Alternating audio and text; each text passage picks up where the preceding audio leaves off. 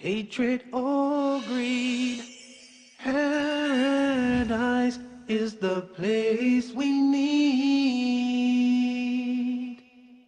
I feel the peace inside of me.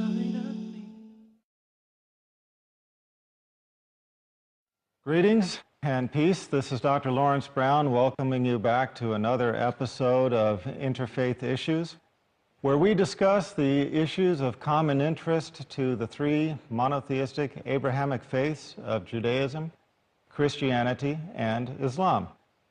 I am going to be discussing today something that is a very big change from what I have done in the past.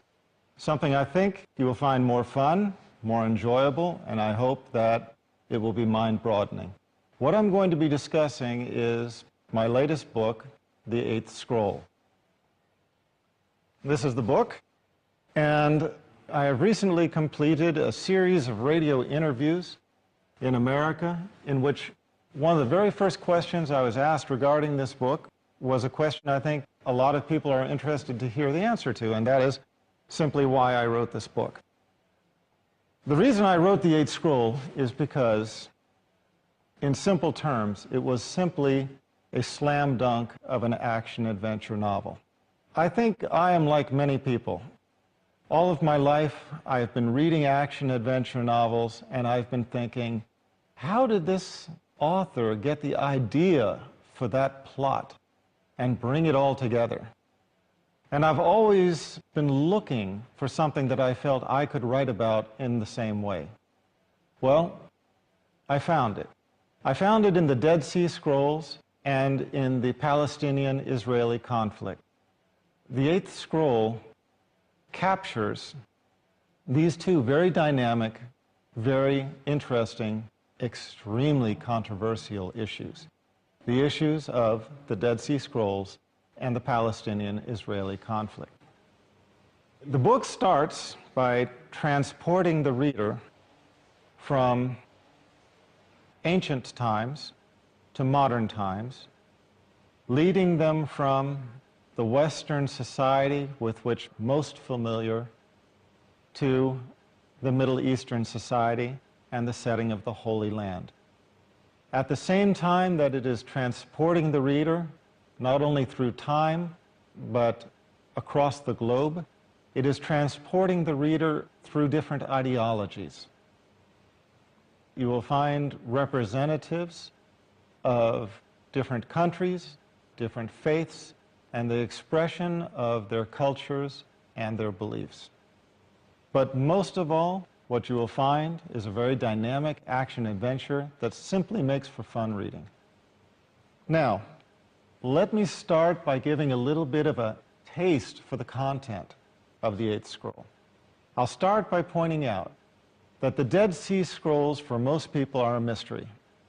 Most people don't understand what the excitement is about the Dead Sea Scrolls. Okay, we found a bunch of old scrolls, they confirm books of the Old Testament, so what? Well, the important aspect of the Dead Sea Scrolls is that they were hidden away by a Jewish community believed to be the Essenes, but whoever it was does not really very much matter. What does matter is that the scrolls were hidden on or about the year 68 CE. Now that puts it about 30 years after the ministry of Jesus Christ. So the excitement about the Dead Sea Scrolls was the hope that they would tell us something about what was going on in Judea at that time. They were hidden away 30 years after the mission of Jesus Christ, so we were hoping that the Dead Sea Scrolls would shed some light on the early Jewish/Christian community. For the most part, that hope was frustrated. For the most part, the Dead Sea Scrolls did not shed much light. However, the Dead Sea Scrolls do speak of a teacher of righteousness who was opposed by a wicked priest, also known as the man of the lie, the man of scoffing, the man or the priest who made things easy. In other words, a priest who took the restrictions of Old Testament law and made things easy. And what could be more easy than negating the laws? Interestingly enough, this is exactly what we find in the Bible. In the New Testament, we find, in the book of Matthew, we find Jesus Christ having said, "Do not think that I have come to change the law. I have not come but to fulfill." Well, Paul then took a very opposite stance. Paul basically denied the law. We find in present day that more Christians are following Paul than they are following the teachings of Rabbi Jesus, an Old Testament Jew who taught and followed himself Old Testament law. The point being that there is very good evidence to suggest that the wicked priest, the priest who made things easy, referenced in the Dead Sea Scrolls, could be Paul, and the teacher of righteousness might be Jesus. So, whether the teacher of righteousness was Jesus, James, or another of his disciples, somebody carrying on his teachings of righteousness, whether or not Paul was the wicked priest mentioned in the Dead Sea Scrolls, this is a very dynamic issue. But we have to consider some of the light that scholars have shed on this issue. The Dead Sea Scrolls Deception by Michael Bagent and Richard Lay states the following, quote, "Paul is in effect the first Christian heretic." Strong words. Paul is in effect the first Christian heretic, and his teachings, which become the foundation of later Christianity, are a flagrant deviation from the original or pure form extolled by the leadership. That is the book, The Dead Sea Scrolls Deception, their comment on this very issue. It has been pointed out that other scholars in the field believe that the Damascus document, one of the Dead Sea Scrolls, appears to document the excommunication of Paul from the early Christian community. Now, this is not a big surprise to scholars in the field who recognize the animosity between Paul and James, between Paul and Peter, between Paul and Barnabas. It is well documented in the New Testament that the disciples were in opposition to Paul. Read James. We find James condemning Paul in the strongest of terms in the language of that time and telling him to repent, which he does not completely succeed at doing. So these are huge controversies, but what we find is we find that this controversy, it threatens our lives, it threatens our religions, it threatens our salvation. So this is something to take seriously. Let me read you a quote from the Dead Sea Scrolls. Quote, "This concerns those who were unfaithful together with the liar, in that they did not listen to the word received by the teacher of righteousness from the mouth of God." The Damascus document, one of the Dead Sea Scrolls, reveals that the teacher of righteousness claimed to be the one through whom God would convey, quote, "the hidden things in which Israel had gone astray." Was this not Jesus' declared purpose? His reason for being? Was it not Jesus Christ who stated, quote, "He was not sent but to the lost sheep of the house of Israel"? And we find in the Dead Sea Scrolls saying, in very similar language, that the teacher of righteousness would convey the word of God, conveying, quote, "the hidden things in which Israel had gone astray." So, the eighth scroll places the reader smack dab in the middle of this controversy.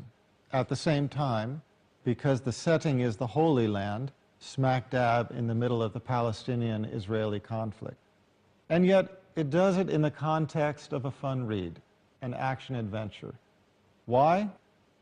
Let's face it. A lot of books have been written on this subject, a lot of scholarly books, a lot of dry, extremely scholarly, put-you-to-sleep kind of books. I didn't want to write that. I wanted to write a dynamic book that people would read for the fun, for the thrill, for the action, for the adventure of the book. Let me put you in the scene of the time, in the time of 68 CE. According to our Bibles, John the Baptist was imprisoned and beheaded around 34 CE. Following this, Jesus Christ started his ministry, which lasted for 3 years. Upon the conclusion of his ministry, the Romans hunted down his disciples and killed them. Those who were not killed, those who were able to escape, disappeared from the historical record. And I am just getting into a hint of how interesting this gets. But it's time to take a break.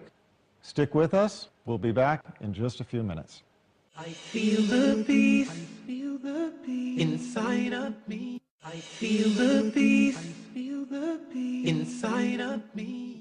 Welcome back. This is Dr. Lawrence Brown. We're discussing in this issue the Dead Sea Scrolls, my book upon the subject, the Eighth Scroll, which can be found on Amazon.com and on my website. No surprise to anybody, eighthscroll.com. I was starting to lay down some of the history to describe the setting of the book, and I will continue. The main voice that came out of this period was not the voice of one of the disciples, but rather the voice of one of the hunters. Paul, also known as Saul of Tarsus, but better known as the, quote, Apostle Paul, was a Pharisee. He was a member of the Jewish priestly class that Jesus Christ condemned. And yet, he was the main voice to have risen during this period as an expression of his view of Christianity. On the basis of Paul's alleged vision and alleged conversion, he set about conveying his view of Jesus' teachings. Nonetheless, the Romans eventually caught up with Paul, imprisoned him around 61 CE. Notice we're getting closer to 68 CE, which is when the story of the Eighth Scroll starts. We presume that the Romans executed him. This has never been proven, but that is the story most commonly told. Now, none of this history makes the year 68 any more interesting than the year 60 or the year 55. But what does make 68 interesting was Nero's death. Nero was the fifth and last Roman emperor in the Julio-Claudian dynasty. He had spent 14 years establishing for himself the most notorious record of any Roman emperor. He had committed a list of notorieties that shamed him in front of the world and concluded with him becoming mad, becoming insane. Now, we should not be too surprised that this happened with Nero. We should not be too surprised that he was such a horrific person, if we look at his lineage. His mother was the sister of Caligula. Not only that, but she had unusually close ties with her brother, Caligula. Everybody knows how horrific Caligula was. Many people know that it was a common practice during the Roman Empire for the emperors and their sisters to know each other, how can I say it, extremely well. Incest among the emperors was not uncommon. It was considered a preservation of the pure blood of the aristocracy. There's every reason to suspect that Nero was the product of incest, that his father was Caligula, also known for the horrific character he was. So it should not surprise us that Nero himself became a horrific character.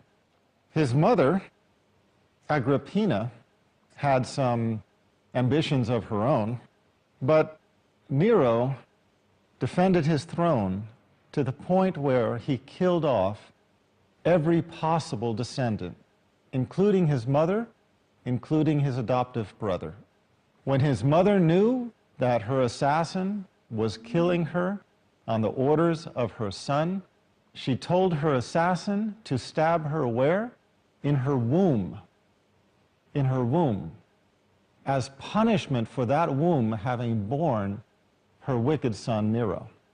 So you can see how the emotions were boiling during this period, even within his own family. Legion's transgressions were legion. His excesses were extraordinary. His transgressions and his perversity, horrific.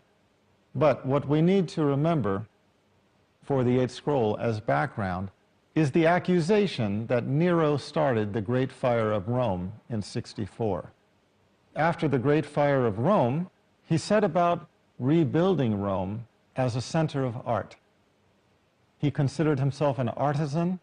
He wanted Rome to be a showplace of art. This was no inexpensive project, and he exhausted the treasury and started looking for money wherever he could find it. One of the places he could find it was the treasury of the Holy Temple in Jerusalem, and he sent orders to his representative in Jerusalem to take from the treasure in the temple. Well, the Jews had been under Roman rule.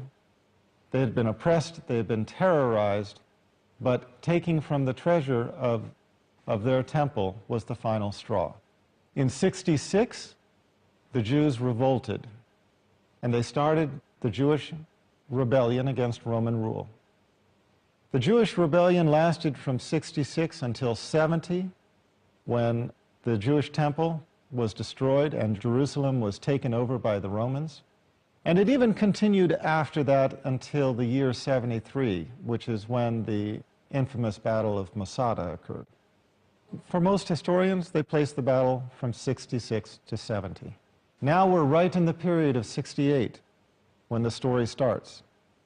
What happened in this period was that Nero sent Vespasian, a battle-hardened general, to sweep through the Holy Land and subjugate it. And that's exactly what he did. Every town he came upon, he demanded their submission to the Roman Empire, and if they did not submit, he destroyed them utterly. Killed the men, raped and subjugated the women, imprisoned them along with their children, and sold them as slaves. Cut down all of the fruit-bearing trees, burned the village and the crops, and sowed salt into the fields so that they could not bear a crop again.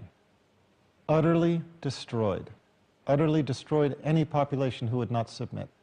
And one of the populations that was destroyed were the keepers of the Dead Sea Scrolls.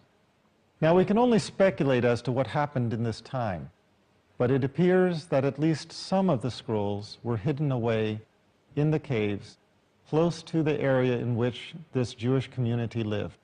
And it is those scrolls that were preserved until their discovery in 1947 as the Dead Sea Scrolls. Now, there's a great deal more drama, there's a great deal more dynamics to this story, and as you get into it, you will understand it as you go. But that is the basic background setting. So 68 was a very interesting year. On one hand, you had the Roman Empire trying to gain money for its treasury. On the other hand, you have the same Roman Empire thrown into turmoil. Because one thing I didn't mention is that after Nero set this ball into motion, he became insane, he was thrown out, and he lost his position as emperor and committed suicide. This threw the Roman Empire into upheaval. Over the next year, 4 different emperors tried to sit the throne, and only one was able to hold it. And that was the returning Vespasian, victorious from his battles in the Holy Land. But at the same time that the Roman Empire was in upheaval, searching for an emperor, searching for guidance within their own empire, the Jews were in rebellion not only against the Romans, but against one another. You had different groups among the Jews. You had extremists, you had the Sadducees, you had the Pharisees. You had even some professional assassins, which were kind of the ninjas of the Jewish world.